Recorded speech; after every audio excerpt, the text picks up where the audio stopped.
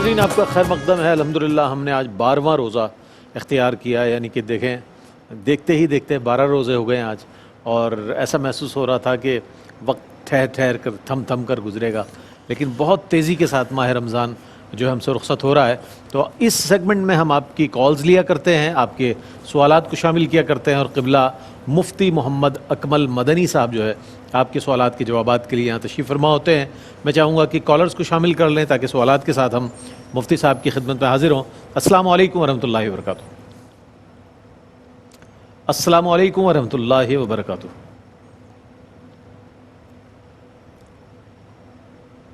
جی تھوڑی ڈیلے ہو رہی ہے کال. جی مفتی صاحب میں چاہوں گا کہ جو آپ کے پاس ابھی سوالات موجود ہیں ان میں سے کچھ. ایک بچی نے پوچھا تھا کہ کیا شوہر پر بیوی کو پاکٹ منی دینا لازم ہوتا ہے کہ نہیں. تو دیکھیں شوہر پر نان نفقہ تو واجب ہے، جس میں 3 چیزیں آتی ہیں، ایک رہائش پرووائڈ کرنا، دوسرا اس کا لباس، اور تیسرا کھانا پینا.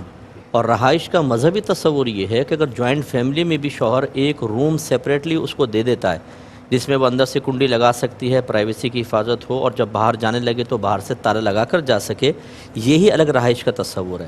اس کے علاوہ کچھ اگر شوہر دے گا تو ایک احسان کی صورت ہے، اچھا ہے، بیوی پہ وسعت کریں لیکن واجب نہیں ہوتا. ٹھیک ہے ٹھیک ہے. کالر ہے ہمارے ساتھ. السلام علیکم. کال ڈراپ ہو گئی ہے. اچھا مفتی صاحب میں چاہوں گا آن لائن جو سوالات آپ کے. جی ہاں، ایک یہ پوچھا تھا کہ اگر ہم 10 روزہ تراویح پڑھ لیتے ہیں تو کیا بقیہ ایام میں تراویح جاری رکھیں گے یا فارغ ہو گئے؟ تو فارغ نہیں ہوتے بھائی جان. پورے مہینہ جب تک رمضان رہے گا ہر رات میں 20 رکعت تراویح سنت موقدہ ہے، مردوں کے لیے بھی عورتوں کے لیے بھی. تو اس کے بعد پھر آپ کنٹینیو رکھیں. اچھا اس سے روزہ متاثر نہیں ہوگا اگر کوئی مطلب تراویح نہ پڑھے؟ نہیں، یہ بھی ایک غلط خیال ہے. بعض کہتے ہیں جی نماز تو پڑھتے نہیں، روزہ رکھ رہے ہیں. نماز ایک الگ مستقل عبادت ہے، روزہ ایک الگ مستقل عبادت ہے. اگر فرض نماز بھی چھوڑ دے تو روزے پہ کوئی فرق نہیں پڑے گا، وہ تو فرض ادا ہوگا. ہاں وہ گناہ گار ضرور ہوگا. ایسی سنت موقدہ کا ترک کرے گا، عادت بنا لے گا تو گناہ گار ہوگا، مناسب نہیں ہے، اس کو ادا کرنی چاہیے، لیکن روزے کی صحت پہ کوئی فرق نہیں پڑتا. ٹھیک ہے. کالر ہیں ہمارے ساتھ. السلام علیکم. جی السلام علیکم. السلام علیکم. السلام علیکم. جی وعلیکم السلام. سوال بتائیے گا. سر میرا سوال یہ ہے کہ ایک شخص نے السلام علیکم. سر میرا سوال یہ ہے کہ ایک شخص نے اپنی بیوی کو طلاق دے دی. اب اس کی جو بچی ہے 7 سال کی، وہ اس کو اپنانے سے انکار کر رہا ہے. وہ کہہ رہا ہے کہ آپ اس کا نان نفقہ مجھ سے مانگیں گے جو کہ میں دینا نہیں چاہتا. اب اس کا بیٹا بنا رہے ہیں تو انہوں نے کہا کہ اپنے والد کو لاؤ، اس کے والد کو لاؤ. تو اس کے والد نے کہا کہ آپ بے شک مجھے مار دیں لیکن میں یہ تسلیم نہیں کروں گا کہ یہ میری بچی ہے. اب اس کا جو سوتیلا باپ ہے، کیونکہ اس عورت نے دوسری شادی کر لی تھی، تو اس کی والدیت میں اس سوتیلے باپ کا نام لکھوا دیا گیا ہے. اب شریعت کیا کہتی ہے وہ؟ اچھا پہلی بات تو یہ کہ اسٹوڈیو میں ہمیں کال مناسب طور پر اس کی آواز سنائی نہیں دے رہی، تو اس کو ٹھیک کر دیا جائے. مجھ تک پہنچ گیا سوال، میں انشاءاللہ مفتی صاحب کو آگاہ کرتا ہوں. ایک اور کالر ہے. السلام علیکم. السلام علیکم. جی وعلیکم السلام. السلام علیکم. وعلیکم السلام. سوال بتائیے گا. السلام علیکم بھائی جان وعلیکم السلام. سوال بتائیے. السلام علیکم. وعلیکم السلام. اچھا انہوں نے کالر جو تھی ہماری، انہوں نے یہ کہا کہ ایک شوہر نے طلاق دے دی، 7 سال کی بچی ہے، طلاق دینے کے بعد اس کا نان نفقہ بھی نہیں دے رہا وہ، اور وہ اس بات کے لیے ماننے کے لیے بھی تیار نہیں ہے کہ یہ میری بیٹی ہے، یہ بھی کہہ رہے ہیں. تو اور پھر یہ کہ انہوں نے ظاہر خاتون نے دوسری شادی کی تو وہ سوتیلا باپ ہے، اس سے بھی یہ خوف زدہ ہے کہ بچی کا معاملہ ہے. کیا فرمائیے گا اس حوالے سے؟ وہ شخص نان نفقہ دینے کے لیے تیار نہیں ہے. جی ہاں، نان نفقہ تو دیکھیں پہلے والے شوہر پر ہی لازم ہے کہ وہ اس کا حقیقی باپ ہے. دوسرا شوہر اگر احسان کرتے ہوئے کچھ دینا چاہے بہت اچھی بات ہے، لیکن اس پہ واجب نہیں ہے بچی کی کفالت. اچھا. اور یہ بھی یاد رکھیں کہ جب ایک دفعہ دوسرا والد اس کی والدہ سے بچی کی والدہ سے جسمانی تعلق قائم کر لے تو اب وہ بچی کا محرم ہو جائے گا ایک طرح سے. اب اس سے رشتہ منع ہو جائے گا، تو پھر وہ ساتھ رہ سکتی ہے بہرحال. لیکن بعض اوقات ایسا ہوتا ہے کہ عورت کسی کی نیت کو پہچانتی ہے، تو اگر اس کی نیت میں کوئی بدی نظر آتی ہے فطور، تو اپنی بچی کو محفوظ رکھنے کے لیے کچھ سعی کرنی چاہیے، ورنہ خواہ کی بدگمانی مناسب. وہ جو نان نفقہ نہیں دے رہا کس حد تک گناہ گار ہوگا اس کے حوالے سے؟ مطلب بالکل گناہ گار ہے، کیونکہ واجب ہے اس پر، اور ترک واجب مکروہ تحریمی، اور عادت بنا لیں گے تو مکروہ یہ حرام میں چلا جاتا ہے. اب گناہ کبیرہ بنے گا، اور بروز قیامت یہ بچی اپنا حق والد سے لے گی، اور وہاں نیکیاں دینی پڑیں گی، اس لیے دینا چاہیے. ٹھیک ہے. کالر ہیں. السلام علیکم.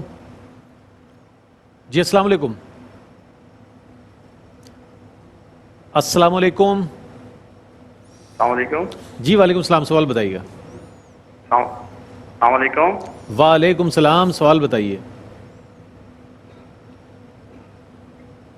میرا خیال ہے آواز مناسب طور پر جا نہیں رہی آپ تک، تو اسی چیز کی وجہ سے ہم معذرت چاہتے ہیں آپ سے، اور جب پراپر کال آ جائے تو پھر ہم ضرور انشاءاللہ آپ کے سوالات کے جوابات دیں گے. اچھا مفتی صاحب، ایک سوال یہ بھی آیا تھا کہ صفوف کے درمیان میں جو نمازیوں کے درمیان جو لوگ کھڑے ہو کر سوال کرتے ہیں، اب وہ جو نماز پڑھ رہے ہیں وہ ڈسٹرب ہوتے ہیں اس سے، تو اس کے لیے کیا حکم ہے؟ وہ جو سوال کرنے والوں کے لیے کیا، اب چونکہ اگر کوئی منع کرے تو اس کو بھی برا سمجھا جاتا ہے کہ وہ غریب آدمی ہے، وہ سوال کر رہا ہے، کیا کہیے گا؟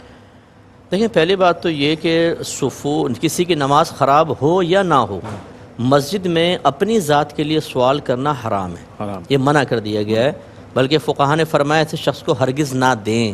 اگر کوئی دے گا تو اس نے اتنا بڑا گناہ کیا کہ 1 درہم دے گا تو 70 دراہم اس گناہ کے کفارے کے لیے مزید خرچ کرے. انہیں سمجھانے کے لیے ہے. اور یہ سوچنا کہ وہ غریب ہے، غریب نہیں ہوتے، یہ پیشہ ور ہوتے ہیں. یہ بس خالی فرض پڑھتے ہیں اور اس کے بعد رو دھو کے کھڑے ہوں گے، رو دھو کے اور نکل کے باہر جا کے بیٹھ جائیں گے. اور آپ ان کا پیچھا کر کے دیکھیں، میری بات آپ کو واضح سمجھ میں آئے گی. یہاں سے نکلیں گے دوسری مسجد، تیسری مسجد، رو دھو کے ہزاروں روپے جمع کر لیتے ہیں، خصوصاً رمضان میں. اس لیے ہرگز ان کو نہ دیں. جب ہم دیتے ہیں رحم کر کے تب اس گناہ پر مدد ہوتی ہے اور لوگ دلیر ہوتے ہیں. اگر نہیں دیں گے تو مایوسی بڑھے گی اور انشاءاللہ کہیں نہ کہیں اس میں کمی آئے گی. ٹھیک، آپ سوالات کو ایک سوال یہ کیا تھا کہ اگر شوہر اپنی بیوی کو میک اپ کا سامان لا کر دیتا ہے اور اس کی خواہش ہے کہ بیوی اس کو استعمال کرے تاکہ وہ مجھے اچھی لگے، تو بیوی پر اس کا استعمال کرنا لازم ہے کہ نہیں؟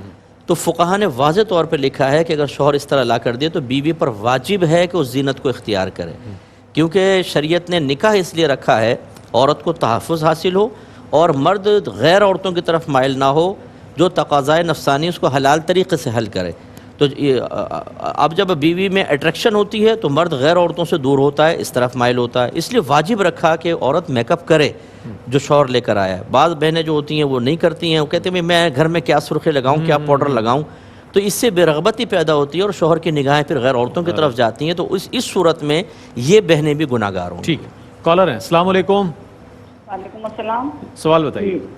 میرا سوال یہ ہے کہ جس دن ہم زکوٰۃ کا حساب کرتے ہیں نا، جس تاریخ کو، تو اس سے پہلے جو ہم نے ایڈوانس رقم دی ہوئی ہے اس کو بھی ہم جمع کریں گے، جیسے سونا، کیش وغیرہ سب چیزیں ہم جمع کر کے ہی زکوٰۃ نکالتے ہیں نا.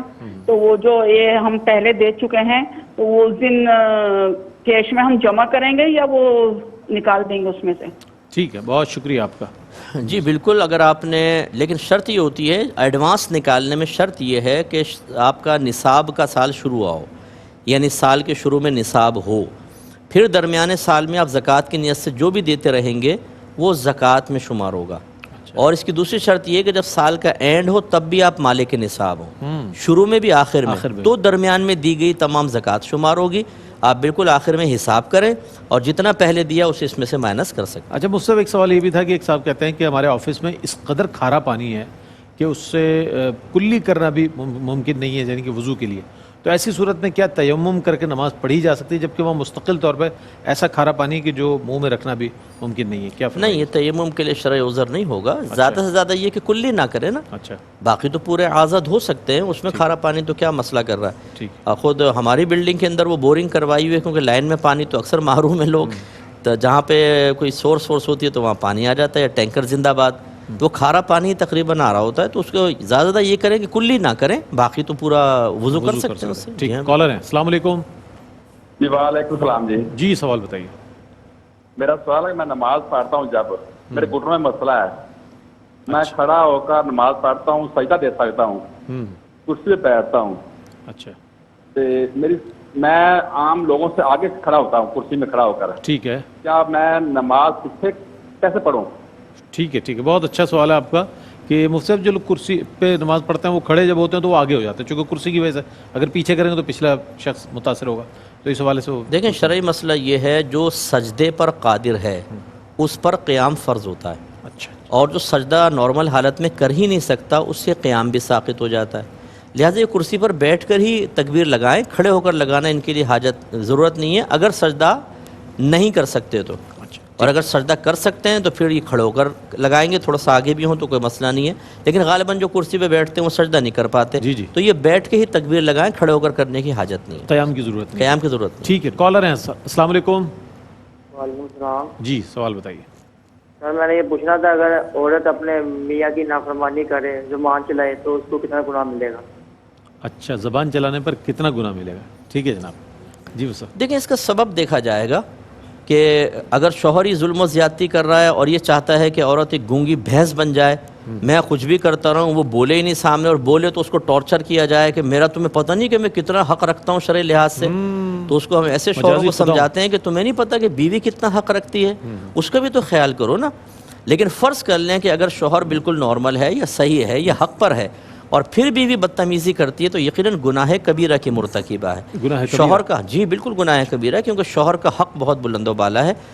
عورت کا ایسا طرز عمل جو شوہر کی دل آزاری کا سبب بنے اور کوئی شرعی عذر بھی نہ ہو, اس میں عورت گناہ گار ہوگی. ٹھیک. تو اس لیے دونوں ہی اپنے اپنا احتساب کریں غلطی پر کون ہے. اگر شوہر محسوس کرے میری غلطی ہے تو وہ اپنی غلطی کو تسلیم کرے اور معذرت طلب کرے. اور میں بہنوں سے گزارش کرتا ہوں کہ زبان چلانا یہاں پر بہت آسان ہے, میدان محشر میں حساب کتاب دینا بڑا مشکل ہے, اس لیے تھوڑا سا احتیاط کیجیے. ٹھیک ہے. کالر ہیں. السلام علیکم.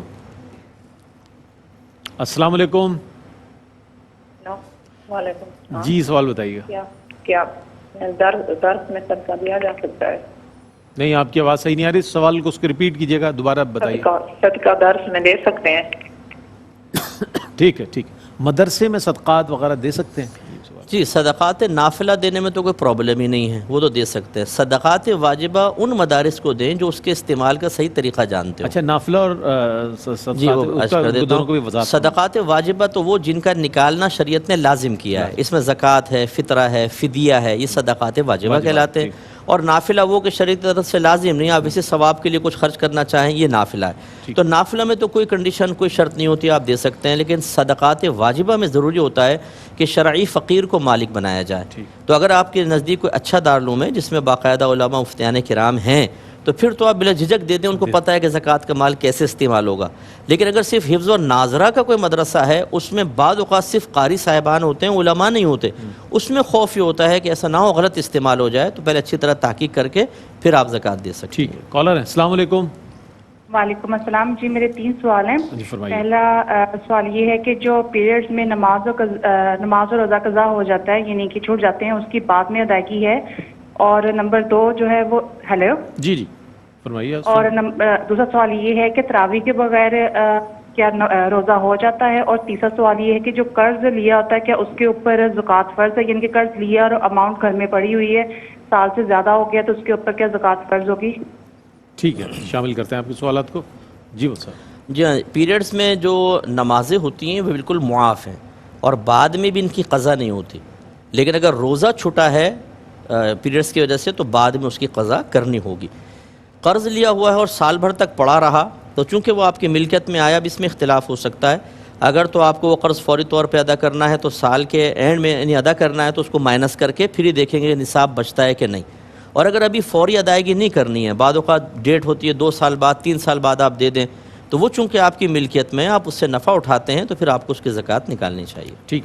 ایک اور کالر ہیں غالباً آج کی اس ٹرانسمیشن کی آخری کال. السلام علیکم.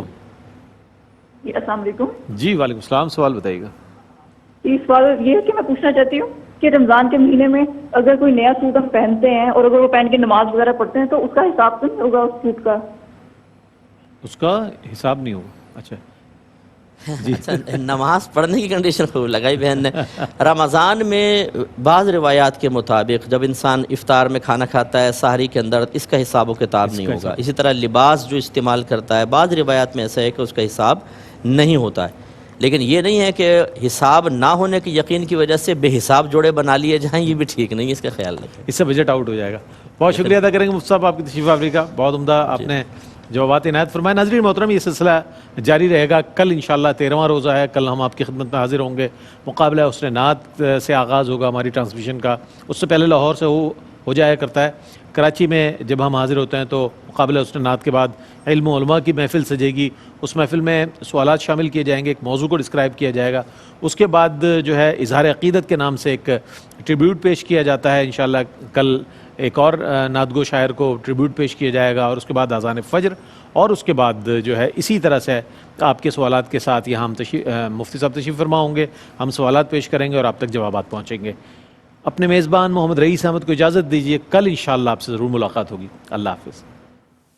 ہے مومنوں کے دل کا اجالا شان رمضان، ہے مومنوں کے دل کا اجالا شان رمضان، ہے سارے مہینوں سے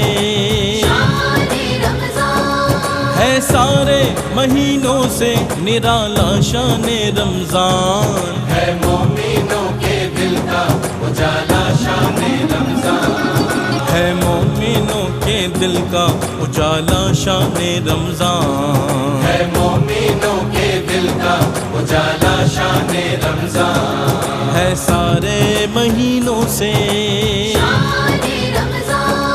ہے سارے مہینوں سے نرالا شان رمضان، ہے